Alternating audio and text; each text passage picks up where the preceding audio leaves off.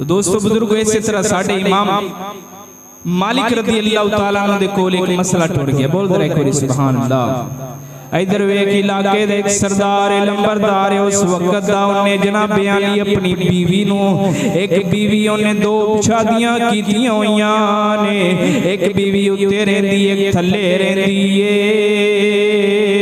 एक उत्ते रहंदी एक थल्ले रहंदी है। जनाब अली थल्ले अली कहंदी है मेरे कोल रह, उत्ते अली कहंदी है मेरे कोल रह। इधर वे सीढ़ी दे विचले सन जाके दूआं सीढ़ियां सीढ़ी लगी उत्ते ते थल्ले वाले मकान दे उत्ते सीढ़ी लगी हुई है। बोल के कहन लग्या विचले सन जाके कहन लग्या जे मैं उत्ते जावां ते उतली नू तला के थल्ले जावां ते थल्ले वाली नू हुण मसला अड़ गया। जनाबे अली जे उत्ते जांदा है ते उत्ते अली नू तलाक हुंदी है, थल्ले जांदा है ते थल्ले अली नू तलाक हुंदी है।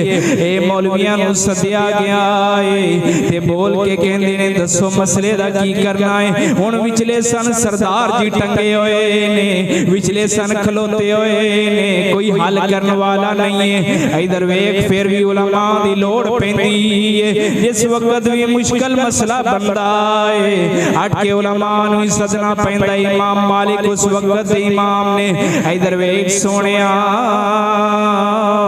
उस सरदार ने अपने एक नौकर नूं गलाया जा इमाम मालिक दे कोल चला जा।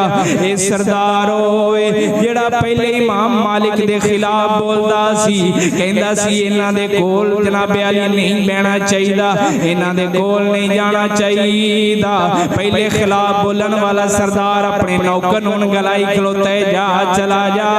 उस मौलवी नू जाके कह दे मेरा मसला हल कर दे, पुरानियां रंजिशां दूर कर दे, पुराने दुख दूर कर दे, आ मेरा मसला हल कर दे। मैं पौड़ी दे विचले सन बैठा होया वां। इमाम मालिक बोल पे ने फरमाया इधर वेख सोनिया शरीयत दा मसला हल करन लग्या किन्ने इलम दी लोड़ पैंदी है। ए ना होवे कोई तलाक दा मसला आ जावे कोई देख मान दियो तो जनाबे अली तुहाडी तलाक दा मसला हल हो जांदा। अज कई इहदे भी मसले दसन वाले ने। ना ना इन्हां दे कोल ना जावी जेड़ा देख दे नाल तलाक दा मसला हल कर देंदे ने। जो शरीयत ने दस्या है उस तरीके दे नाल हल करना चाहिदा है।